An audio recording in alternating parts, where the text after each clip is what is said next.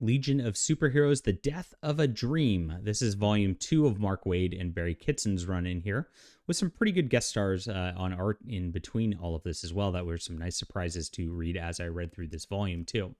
Volume 1 started up where the Legion of Superheroes are off in like a future distant time, and there's this united federation of planets, and they're all getting together, and these kids have superpowers, and they have a dream to like bring back a superhero era, and there's all sorts of them, thousands of them across the worlds. A big storm's been brewing by a bad guy that like can't be remembered as soon as he's gone. So if he's in front of you, you don't remember who he is. If he doesn't want you to remember him, that's kind of his power. And so he's been very difficult to track down over the course of this. Now, our Dream Girl has had future premonitions over what's going on, and she stops having future premonitions. What's nice, because there's so many freaking characters, is you get a map of all these characters. You can actually turn back to this page, these three pages, before you get back into it, because there are a lot of different characters with a lot of different story arcs over here. Now, Barry Kitson's art's very nice. This is pre a lot of like all the like supercomputer graphics that have been in modern age, and so they still have this like dynamic like superhero-y feel to it. And eventually there's some problems. There's one guy who wants to quit the Legion, but he's kind of unable to do so because like the Legion really needs him.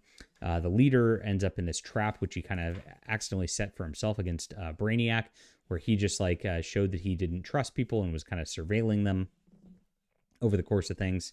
And he ends up almost quitting, going back home, because his home's actually under quarantine as a planet. And then he decides not to. And when he decides not to, he cuts himself off from his planet, maybe forever. He doesn't know at this juncture. And so he's scared about that, as this like these secession worlds are under this bad guy that are happening. As this happens, they eventually end up trying to find the planet of this bad guy and trying to hit him. But they're actually being hit at their Legion headquarters at the same time under a surprise attack. And so this ends up with a knockdown, drag-out battle that's like a full-on war between all these characters here. Now, Dream Girl and Brainiac are getting close together over the course of this. Brainiac, of course, doesn't realize it. And as she dies over the course of this battle, and that's why she doesn't have the premonitions of the future anymore, because her future stops. And so Brainiac's flipped out, and of course sticks her in like a stasis unit as he tries to figure out how to bring her back to life and resurrect her, basically. You see like these, like, here's all the portals that are opening with all the battles about to unfold. So it's a huge battle. It eventually ends up with the bad guy getting defeated and the Legion winning, but at the cost of their colleague. And so and of course our guy here ends up quitting the Legion at the end, because he did want to quit the Legion from this entire point forward.